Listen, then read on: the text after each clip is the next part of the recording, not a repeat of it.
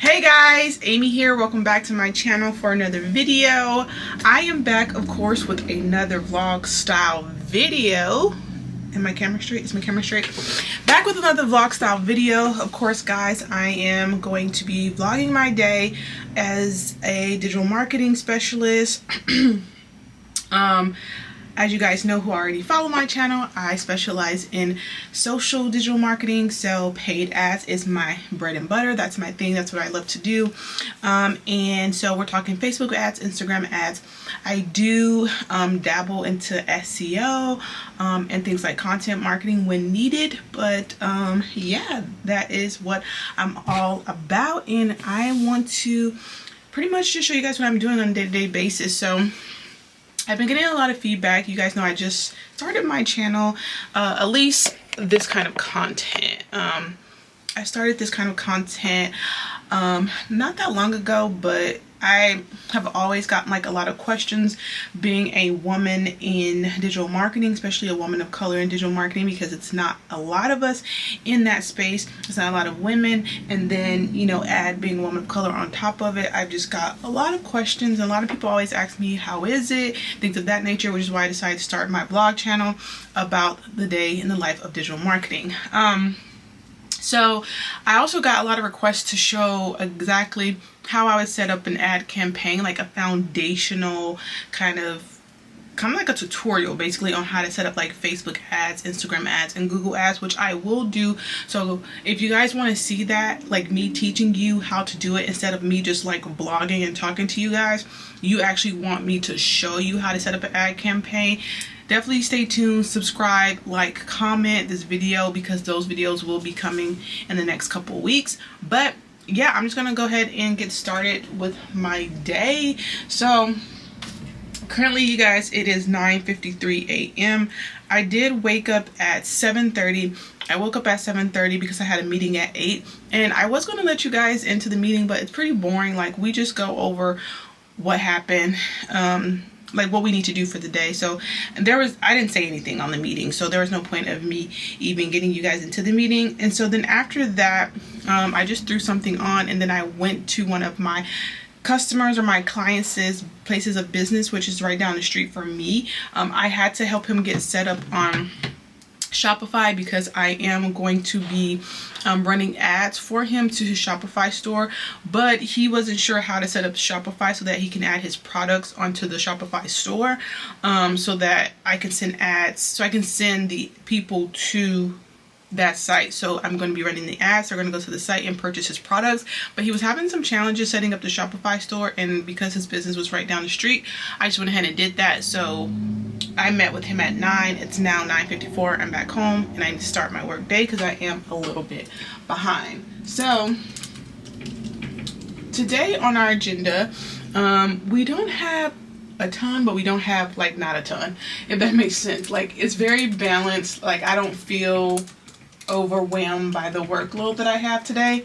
Now, one of my colleagues that I work with, she did reach out to me early this morning and asked me if I can help her with some organic social media content. Now, as you guys know, I am a paid ads person. Paid ads is my thing, but I do have experience, like I said, in organic content marketing, things of that nature. It's really not what I do on a day-to-day basis, but she knows that I have that experience, and she needs a little help. So that's the first thing that I'm going to do. She did send me a message and asked me if I can look over some organic content posts that she did for a client, and she wants me to kind of give feedback and let her know what I think about the organic social media content. So I'm about to do that now. Let me just pull up, let's see, let me pull her up.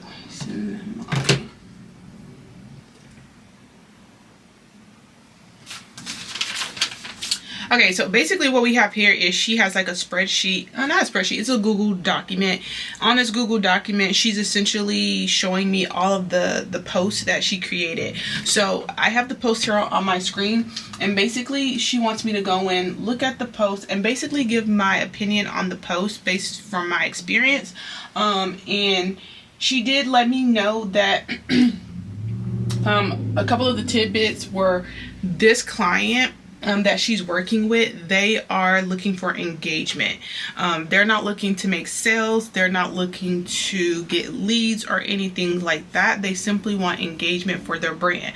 So when it comes to like organic and paid ads, so organic posts, why did I say it twice? Organic posts or paid ads, there's always an objective. And so in the world of digital marketing, there's always an objective. There's always a goal. And sometimes those objectives or those goals, they work for both paid ads and organic posts. And so in this case, this particular client, they want just a lot of people engaging. They want people liking. They want people commenting on their post. They want to drive as much engagement as possible. If you drive a ton of engagement for a business, what happens is eventually their followers are going to increase, their email, people are going to be subscribing to their email, and eventually those people will organically turn into a customer, versus me creating a post, right, or an ad, putting money behind it, and then paying to get these people to follow, to like, to comment, to purchase, right? That's the big difference with paid and organic. I'm paying people to do these actions, whereas organically I have to think from a strategic standpoint. How can I put copy together? How can I put creative together to make people respond, to make people like, to make people comment, to make people share? And so a lot of times I say, I don't know, like content marketing, organic marketing can sometimes be a lot more challenging than paid ads, in my opinion, only because when it comes to paid ads, I am paying someone to do something, and the data and the analytics is there for me. Like, I know if someone purchases something because of a post that I made, an ad that I made, I know that they purchased it because of that ad. Versus organically, if you're just creating content, copy, and creative, essentially you're hoping that that piece of content eventually turns someone into a customer. And sometimes it can be a little bit challenging to tell if a person turned into a customer from your post or not, right? It can be kind of challenging. You can look at analytics as far as how many people liked, comment, things of that nature. You can kind of make an assumption, but it's kind of hard to say Sarah from Jersey clicked on my organic post on Tuesday and then turned around on Thursday and made a purchase. Like, it's kind of hard to do that and pinpoint exactly what's happening, especially with that attribution window. And so I think that's a reason why I really like paid ads, because I'm a data person and I need to see it. I need to, did she or did she not click on this ad and make a purchase? Like, I need to see that. And sometimes it's a bit challenging to do that organically. However, again, for this customer, organic post, they just want engagement. So not too challenging. They want people like commenting and sharing, like I said. And so with that being said, I know that the copy needs to be very intentional. And when I say intentional, the copy needs to be like, click here, comment below, share, right? So it has those call to actions have to be there to prompt them to do something. And so I'm just going to go in with a fine-tooth comb, making sure that those CTAs are there, that intentional, those intentional CTAs are there, and that there is copy that's actually pushing someone to do something without being too obvious. So I'm going to deep dive into that, and then I'll be right back with you guys.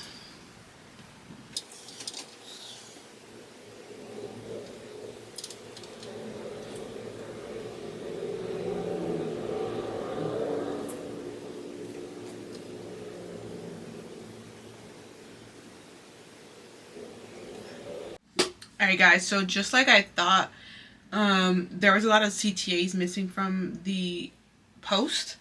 I'm done with putting my comments and everything like that. So yeah, so pretty much the content was pretty good, but there's a lot of things that were missing as far as CTAs. So again, if you're trying to get engagement on posts, whether it's for a client or for like your own Instagram, just like a personal Instagram or Facebook, you want to make sure to get engagement. You're very intentional intentional about telling your audience to do something. So even on like my personal Instagram page, like I try to get more engagement just on my personal Instagram page.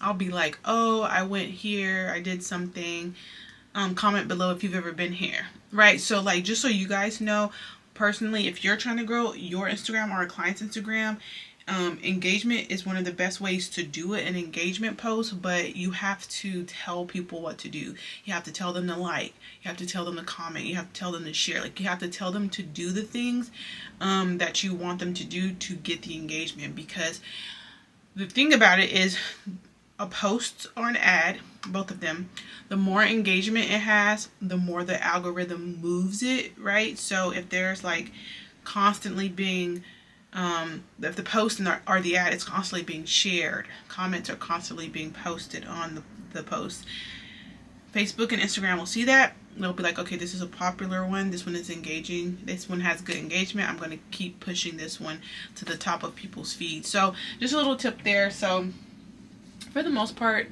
nothing was horrible, everything was pretty good. It's just, it was just missing the CTAs. Okay, so the next thing I need to do is I need to do some optimizations. I need to look over some campaigns that are currently live. And the campaigns that are currently live, we are trying to get leads for the client. So basically this client, they want people to click on their website, fill out a contact form so that they can contact them for future services or whatever, right? Let me make sure this lighting is good. So yeah. So I'm going to pull up the campaign in Ads Manager, and we're going to take a look and see how it's been performing so far, if there's any changes that I need to make. I think there is going to be a few changes that I need to make just from the previous, from last week. Last week I wanted to make changes, but I was like, I'm not going to make them yet. I'm going to give it like a week more and then see if I need to make changes. So I might have to make changes now, but we're about to see. So let's pop into here. I'm just going to change what I'm working on.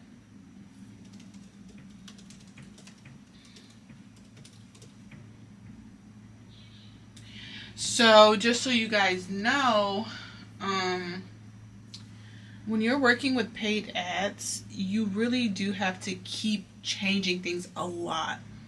So even if things are working, like, you still need to go in, see what's working. If things are working well, great. Then you need to duplicate those efforts. So if you see, you know, an ad doing really well within the campaign, it's like, okay, great. You don't just let it sit there. You're like, okay, note it. This is doing really well. Let me duplicate this effort so I can get even more good results. So that's what we're pretty much doing now. And I'm just going in right now and looking at the results of a campaign for the last 7 days. So I always look for the last 7 days because that's the most important. Oh, these results are good. Okay, I'm proud of myself. But these results are good. I'm going to try to move you guys to get a better angle. Hold on. Alright guys, so I am back. I went ahead and sent those notes over. I put those notes in for reporting purposes so that the client knew why that CPL actually dropped. Okay, so we're good there. Now, I was asked to do, oh, no, my clip dropped. I was asked to do some research for bias in media planning. So just to give you guys like a little bit of background, so you guys probably heard me talk about this before, Choozle. Choozle is a platform that allows you to run display ads out of their software instead of doing the display ads in Google platform itself. But I don't even know why I brought that up because Choozle doesn't have anything to do with this. But anyway, Choozle is what I use to run the display ads for my clients. You could just do it in Google Ads, but yeah. But anyway, So I was asked to do some research, which is something that I do quite often. I'm always brought into research, market research. If you're into digital marketing, oftentimes you will be brought into some kind of research for your digital marketing efforts. Now, this has nothing to do with Facebook ads or Instagram ads. This particularly has to do with Google display ads and things of that nature. So like I told you guys, Facebook and Instagram ads, my bread and butter, but I am certified in Google ads, and when I need to be pulled into them, I will be pulled into them. However, my passion is Facebook and Instagram. In this instance, I'm being put into a Google situation where I need to find some research, maybe create a presentation about being biased in media planning. And so the reason I need to do this is because there's oftentimes clients who are biased in media planning. And what I mean by that in media buying as well is that, we'll create ads for Google and we want to run those ads on certain publications, right? Sometimes clients will be a little bit biased in the sense that they don't want to run their ads on certain publications. The biasness, is that a word? The biasness, whatever, it can be rooted in things like racism, ageism, sexism, classism, right? So clients can be like, well, I don't want to run my ads on, say, the Shade Room, right? Which is, I don't know if you guys know the Shade Room, but it is a very popular publication blog site where 95% of the readers are African American. So they can say, well, I don't want to run my publications on the Shade Room. Why do you not want to run them on the Shade Room? Well, it doesn't really fit my audience because of the kind of content that they post. And then I can come back and say, well, it absolutely fits your audience. You're looking for people who are, hip, who are young, who are, into gossip, blase, blase, blase, right? And they can say, but I still don't want to. And then for me, that goes, okay, if everything about this website fits perfectly for your avatar, but you're saying no, then in my mind, it could be racism, right? And so maybe they say, I don't want to run it on, such and such senior website. Well, why? There's maybe some ageism there. Well, they don't really fit my demographic. And I'm coming back with facts. Like, of course they fit your demographic. Maybe you're being a little ageism. So it's really me doing research to present to how easy it is for someone to become biased in media planning. So I was asked to do this. So I'm going to go in and I'm going to find some articles, some research on how to not be biased in media planning and how you can be biased and not know it, right? So I'm going to find some articles, some research on that. I'm going to take it, I'm going to put it in presentation style, and I'm going to turn that in because we want to make sure that our clients at all times are not being biased. And this is very important if you're into digital marketing and even PR. If you're into PR too, very much PR. It's very important that if you're in digital marketing and you're going to be running like Google display and Google ads and things of that nature on these different publications, it's important that you're able to recognize when clients are having media bias and being able to call it out in a very professional way, absolutely, but call it out in a professional way, and then also making sure that you call it out. So not only am I pointing out the fact that you're being media biased, which is rooted in ageism, sexism, racism, but also I need to call it out because now what you're doing is you are you're basically destroying the potential results that you could be getting, right? So if you're just completely, not wanting to target a senior or a senior citizen or elder publication because you don't think that senior citizens, fit, maybe you're just literally just ageist. Well, 50, 55-year-olds, 60-year-olds, they're pretty stable in their finances, right? For the most part, right? they've already gone through their 20s, 30s. They've gotten their degrees, their certifications, their trades. They're probably more stable than the average 20-year-old. So you're counting out people who are financially stable because you're just being ageist. You know, so things like that. So not only point out the fact that you're being ageist, sexist, or racist, again, in a professional manner, but also point out the data of how much money or potential leads or whatever the case, or sales, whatever the objective is, point out how much they're missing if they count out this particular group of people. So that is my task that I need to do right now. So I brought up one particular article, and this article is really, really good. It's from work.com. Yes.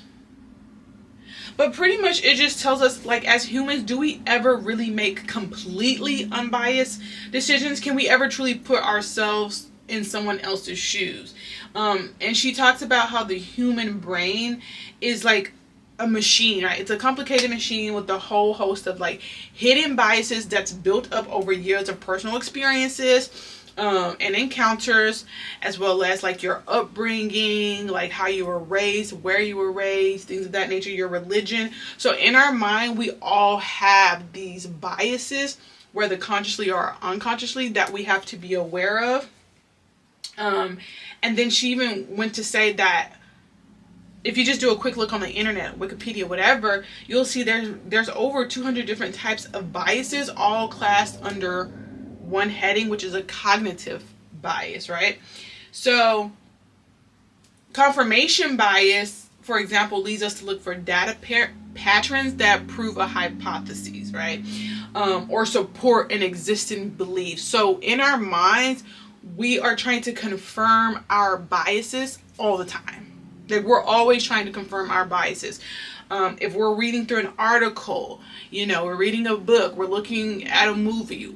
If we have these biases in our minds unconsciously, we don't even know that we're always searching for confirmation about these biases. And so this is really what this article talks about. And this is the kind of data, this is the kind of articles, this information is what I'm going to pull and put into some kind of presentation, some kind of slideshow to present this to, well, I'm going to turn it in, and then my team will present it to clients to make sure that we're always avoiding it. And so, like, even in the smallest things, like she's saying, like the smallest decisions, like choosing an energy provider, you know, like even like the 2016 U.S. presidential election,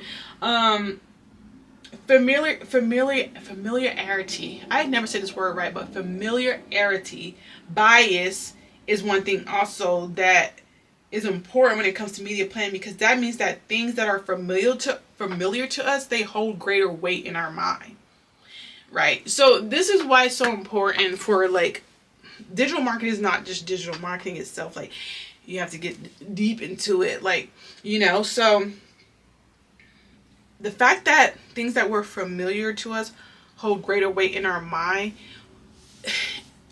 that means that a lot of times things that are right, values and morals that are actually morally right, ethics, right, a lot of times we'll let that go to the wayside because something else feels familiar, right? So because if I grew up privileged with money, right, we're talking about classism, I never had to work, maybe I had generational wealth, it's familiar to me, right? And so I am biased to that type of lifestyle, to the point where if there's an opportunity to help, maybe, right, if there's an opportunity to help someone who comes from a lesser class, right, or maybe there's an opportunity for me to engage with people of a lesser class, you know, or anything like that, even though I know it might be the right thing to do to help or what have you, I'm familiar with being rich, you know. So, you know, it's just those little things like that that really, really play into media planning. And you're probably like, man, this is deep. What does this have to do with digital marketing? This has a lot to do. Ouch. So it has a lot to do with digital marketing, because when you're running your ads on these different publications, you can't just be like, I'm not going to run my ad on this publication for a biased reason.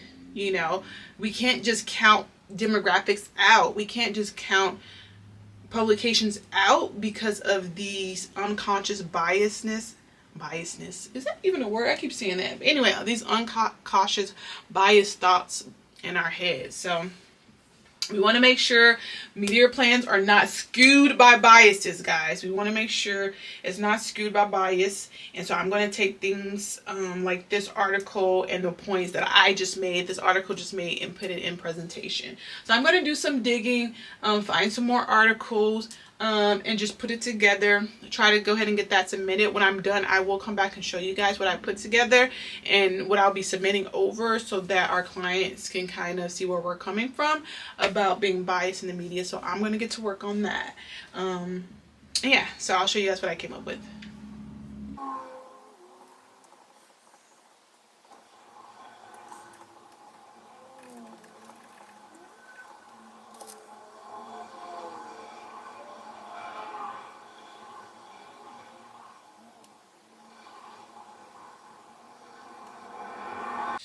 Alright, y'all, so in the midst of me doing that presentation, I realized that I was hungry.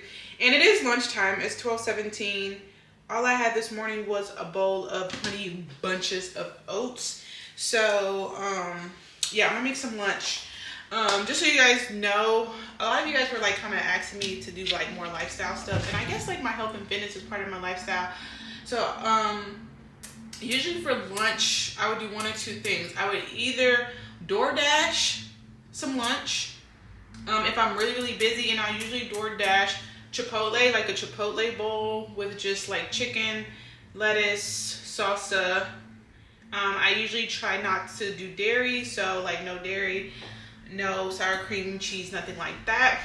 Lately I have been introducing a little bit of dairy back into my diet, just because my nutritionist has asked me to, because we're actually doing some nutritional testing to see if I truly have an intolerance, which I know I do. But anyways, I'm gonna abide by what she's telling me to do. But yeah, usually I don't do any dairy.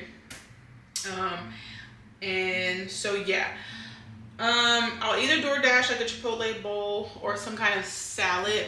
And then if I'm not super busy, then I'll make lunch myself, which I am busy today, but I am gonna make a lunch myself, only because I'm trying to save money, because inflation is not a joke, and groceries are expensive, eating out is expensive, everything is expensive. So I try to stick to a budget every week for groceries, and then I'm trying to make lunch more, just because eating out every day for lunch is really expensive, and I have goals, savings goals. So yeah, I'm trying to do that. But as far as like my health and my workouts, so I usually work out about 4 times a week. I really want to get up to 5, but 4 times a week is usually what I do. 3 times a week if I'm just really exhausted, but usually 4 times a week. I usually do 2 days of cardio, 2 days of strength. And then I do go to 2 different gyms. So I don't know if you guys have it. I'm pretty sure you do. Most major cities have F45. So I go to F45 for strength training, and then I go to a local gym here for my cardio HIIT training. And that's usually what I'll do. I will say when I go to my other gym for cardio HIIT, he does implement a lot of strength into it as well, which I like, because if you guys know, like, strength actually does burn a lot of calories, just like cardio. So in that instance, you're like burning calories and getting muscle at the same time. So yeah, I don't have a calorie, like, I'm not trying to eat in like a calorie deficit. Like, I'm not on a particular diet, basically, is what I'm saying. Except for like the things that I just don't eat, like dairy. I usually eat gluten-free everything. So I'm gonna make a sandwich and I have gluten-free bread. So I try to do gluten-free everything, just for my own particular health reasons. But besides the things I just don't eat, I'm not on like a particular diet. Like, I'm not on keto, I'm not on Mediterranean, because I've tried all those things and none of them work long-term for me. And really, for me, it's about a lifestyle. Right now, currently, I'm not trying to really lose any weight. Just so you guys know, I'm 5'6" and I weigh 152, so my BMI is pretty good. If I lose anything, it'll be just a couple of pounds. I'm not really trying to lose weight. I'm trying to gain muscle and tone up. I think my height and my weight is like perfect right now. So yeah, so usually I'll eat breakfast, lunch, dinner, 2 snacks. And of course those snacks are usually something pretty healthy like fruit, parfait, protein shake, something like that. I'm trying to get more protein in my diet because I am trying to gain more muscle. I do take, let me show you guys. So I don't take a lot of supplements, but one supplement that I do take is creatine. I don't know if you guys can see that, but I take the concrete one. This stuff works so good, y'all. It's almost like pre-workout, but it's not pre-workout. And I don't take pre-workout, by the way. I used to take pre-workout, but I stopped taking it. I still have a whole thing. This thing is full. I probably should take it, but I don't know. It's called Bucked Up. So I used to take pre-workout, but I stopped taking the pre-workout because I don't know, y'all. I've seen a lot of stuff where people be having heart attacks, passing out, falling out, and I already have health issues, you know, so I just stopped taking it. Even though this is the non-stimulant one, this is Bucked Up non-stimulant, basically no caffeine. I can't have caffeine like that because I have anxiety and it increases my anxiety. So when I was taking pre-workout Bucked Up, this was a good one. It didn't make me feel really jittery, but I was just like, you know what, I'm just gonna stop taking this. So I don't take that no more. I just take concrete, creatine, and this for me is almost like a pre-workout, but it's not. We all make creatine, like every human makes creatine. We usually don't get enough creatine. Yeah, I have this one, pineapple. It's really good. It tastes just like pineapple. I usually do 1 scoop in my water. Sometimes I'll do 2 scoops. But anyway, I take it 30 minutes before I work out. A lot of people, there's like this whole like thing about should you take it before you work out, after you work out. Anyway, I just follow the instructions on the back and it says 30 minutes before, so that's what I do, and this helps you lift heavier. So yes, it helps you lift heavier, and it does help define your muscles for whatever scientific reason. I don't know, but it's good. So this is the only supplement that I do take. I don't take the pre-workout anymore. Now, I mean, I do take other supplements, you know, like I take other supplements, but not for working out. Like I take collagen, and then I take the Calm Magnesium when I have anxiety. So yeah, these are 2 things that I do take. I also take a slew of other supplements like lysine, magnesium, ashwagandha, all that stuff, but nothing that is related to workout. Creatine is the only thing I take related to workout. So what I'm about to do, y'all, I'm about to make me a tuna fish sandwich because I like tuna fish and it's a lot of protein. I grew up eating tuna fish, born and raised in Louisiana, and I don't know, we ate a lot of tuna fish sandwiches, but I like them. Anyway, so I got these little Kroger tuna packs. I'm going to make tuna fish and make a sandwich, and then I actually might also make a parfait on the side. I don't know, but anyway, I'm about to get started and get that going.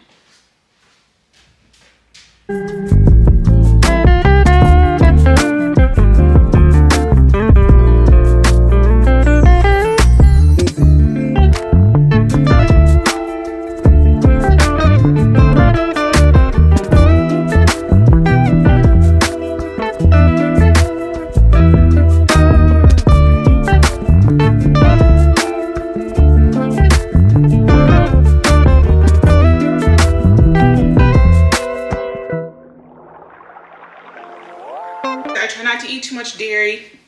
So when I do need like mayo and stuff, unless I'm at a restaurant, I usually only do the vegan mayo, dairy-free one.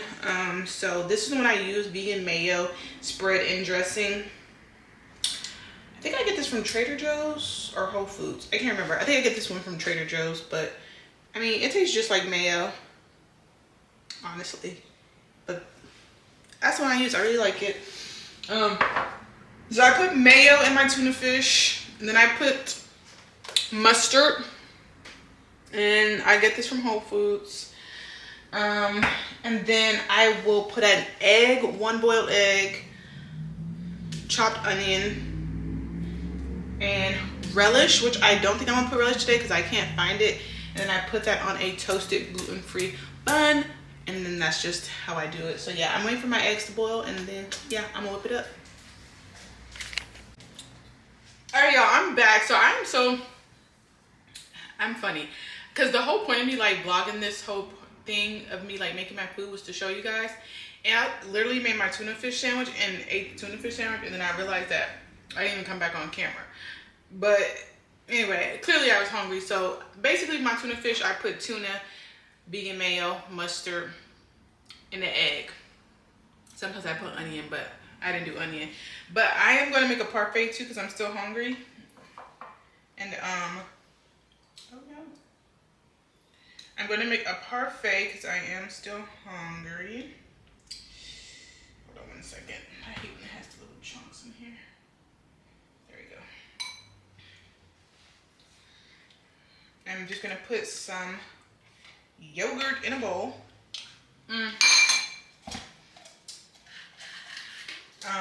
This is the Light and Fit one. Yeah, the Light and Fit yogurt. And I still have one egg left because I didn't put both of the eggs in the salad, the tuna salad. So I'm gonna eat this egg too for protein. I'm gonna get some fruits.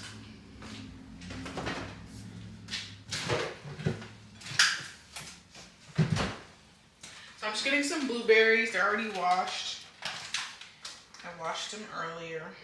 Blueberries on my parfait.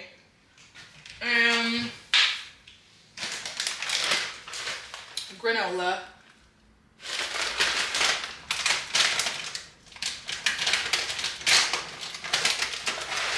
And I'll probably make a smoothie later too.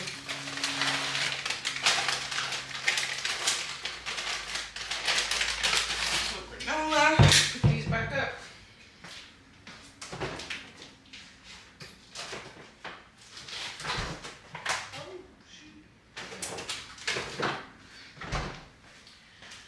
Alrighty, so take a napkin so I can put my egg, my single egg. Put this in the sink. So I have my boiled egg, and then I have a parfait. I earlier ate my tuna fish sandwich. Sorry guys, I totally didn't even put you back. But yeah, back in the office with my egg, my parfait. We're gonna finish the work.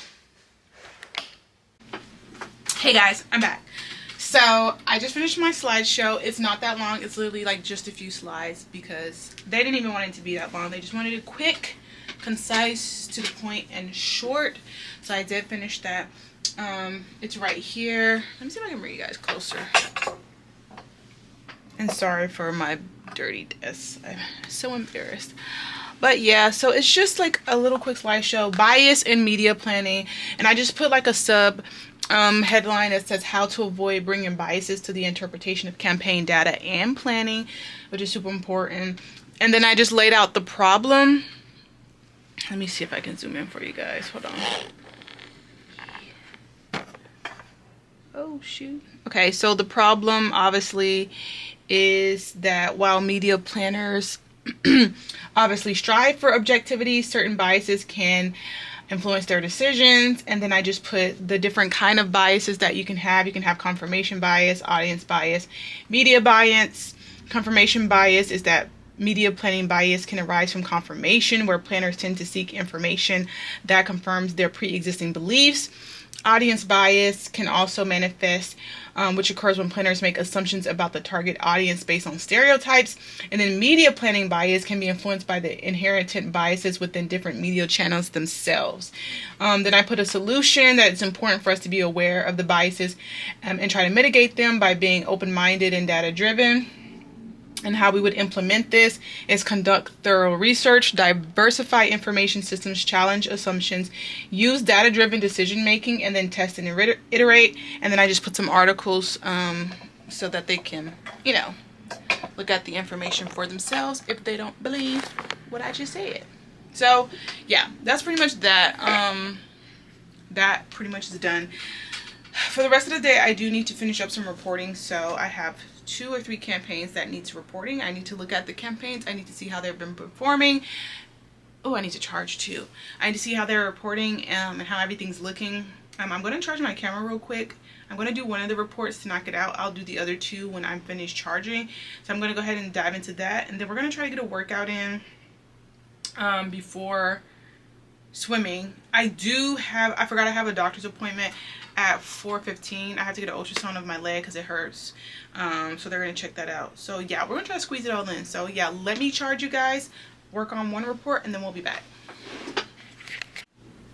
Alright guys, so I'm completely done with the reporting. I thought I had a couple reportings to do, but I actually had one. The other two are due tomorrow, so I'm literally going to do them tomorrow. But we delivered 128% of our monthly goal. So we delivered over 128% of our monthly goal for lead counts for that client. So I just put together like this nice little report in a PDF format, just showing them that we did our thing. Y'all asked us for this amount, we went 128% over that amount. So yeah, so that's what I did. So I'm done with that report. I think I'm pretty much done with all the reporting and everything. So I am going to go ahead and finish off the rest of my day. I'm going to go to the gym. I'm going to get a workout. I'm going to go swimming and things of that nature. So I'll just take you guys with me just so you can kind of see how the rest of my day goes. And this is one thing what I love about working in digital marketing, because once you're done for the day, you're done.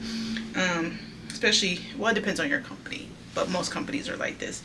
So right now it's 2:25. I started my full work day, like actually sitting at my computer at almost 10, so like 9:30, 9:45, and it's 2:25, and I'm pretty much done for the day. So I can go ahead and finish up what I need to do for the rest of the day. For me personally, like I said, going to the gym, and then I'm also going to swimming, because I do take swimming lessons. I know how to swim, but I'm trying to advance my skill set, so I'm going to do that. So yeah, I'll take you guys with me. If not on the camera, then I'll record it on my phone. And yeah, so stick with me.